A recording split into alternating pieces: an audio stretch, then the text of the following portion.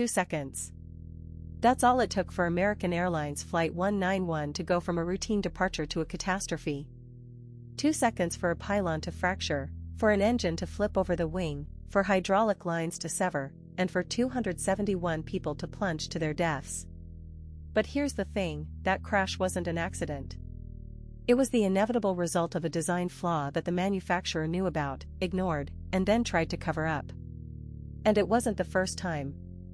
This is the story of the DC-10, a plane that killed 346 people in a span of 5 years, and a corporate greed that turned a revolutionary aircraft into a death trap. You might think this is ancient history. But the DC-10's legacy is still haunting the aviation industry today. In 2024, new documentaries are exposing fresh evidence about the cover-ups, the lawsuits, and the whistleblowers who risked everything.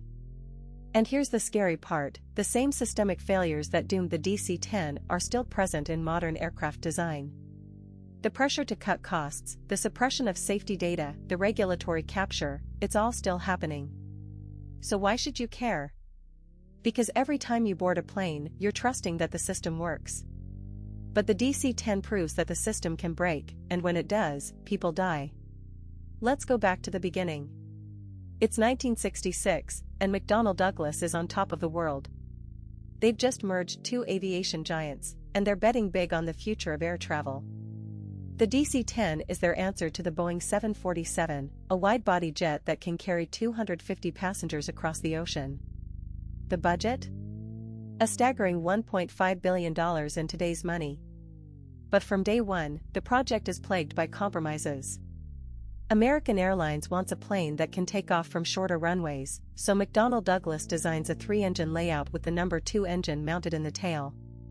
But that creates a problem. The engine is too close to the fuselage, so they have to design a complex pylon system to attach it. And that pylon becomes the plane's Achilles heel. In 1970, the first DC-10 rolls off the assembly line. It's a beauty, sleek, powerful, and efficient. But behind the scenes, engineers are raising red flags. The cargo door design is flawed, it can be closed without being fully locked. And the hydraulic system has no backup for the flight controls. McDonnell Douglas knows about these issues, but they're under pressure to deliver. The plane is already late, and every day of delay costs millions. So they push ahead. And on June 12, 1972, the first warning sign comes. American Airlines Flight 96 suffers a cargo door blowout over Windsor, Ontario. The cabin floor collapses, severing control cables. The pilots manage to land, but the NTSB issues an urgent safety recommendation. McDonnell Douglas does the bare minimum to fix it. They don't ground the fleet. 2 years later, it happens again.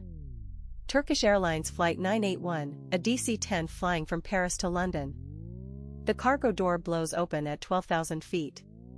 The cabin floor collapses. The control cables are severed. The plane plummets into a forest, killing all 346 people on board. It's the deadliest aviation disaster in history at that point. And here's the kicker, the NTSB had warned about this exact scenario. McDonnell Douglas had known about the flaw for 2 years.